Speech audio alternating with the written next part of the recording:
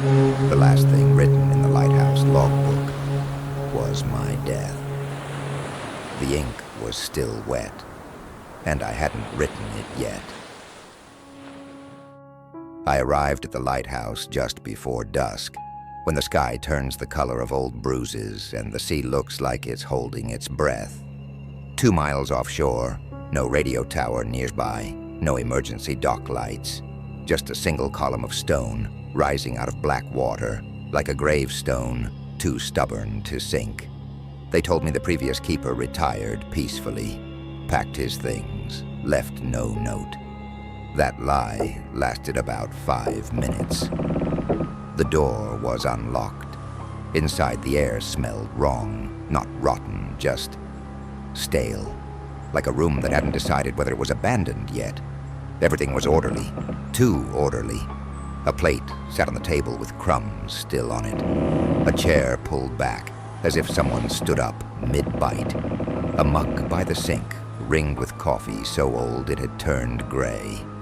The bed upstairs was made so tightly it hurt to look at, corners sharp enough to cut skin. And on the desk beneath the lighthouse lens, the logbook. Every keeper keeps one. Weather patterns, passing ships, notes for the next man. I flipped it open, expecting dust. Instead, the pages were warm.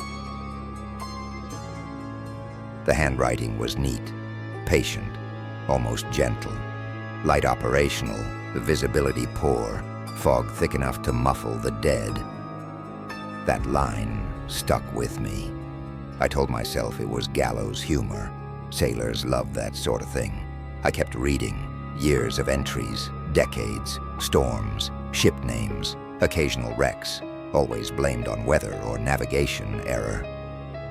Then I reached the last page, yesterday's date. My stomach tightened. Replacement arrives tomorrow. Below it, he will pretend not to be afraid. I checked the cover. My name was written there.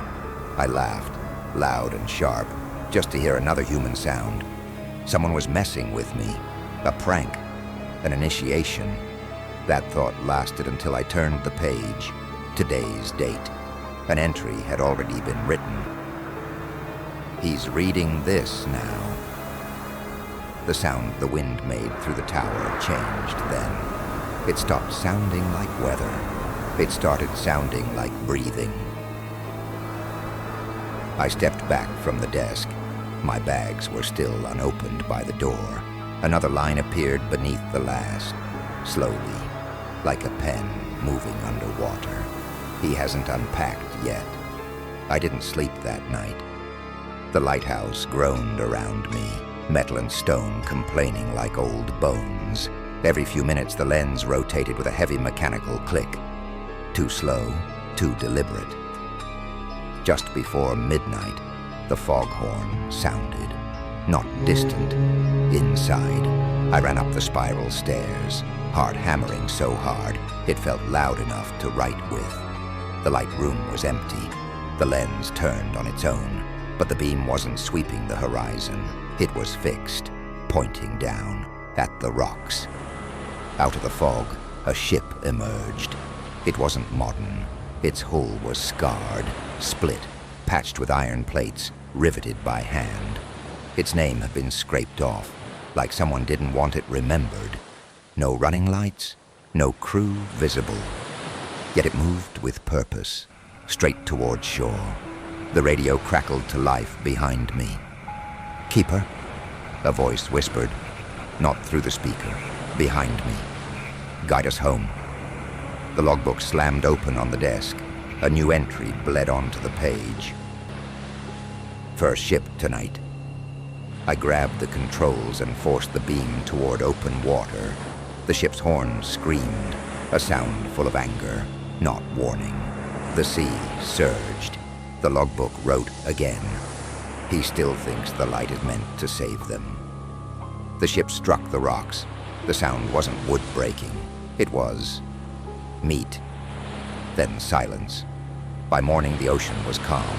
Too calm. No wreckage, no oil, no bodies. Just a new line in the book. One delivered. I tried to leave that day. The boat wouldn't start. The radio played static, except for brief moments when I heard coughing and counting. Every night, another ship came. Some ancient, some modern, some I recognized from the news. Vessels reported missing years ago. If I turned the light away, they crashed. If I obeyed, they vanished cleanly into the fog. The logbook praised me when I listened. Good keeper. Learning. Necessary. I stopped sleeping. I started writing without realizing it. The book no longer predicted my actions. It remembered them. Tonight, the storm is coming. I can feel the lighthouse waking up around me, eager. The final page is open. My hand moves. Replacement arrives tomorrow. I hear a small boat approaching, oars dipping unevenly. Someone nervous, someone pretending not to be afraid. I hope he doesn't read the last entry too soon. It ruins the surprise.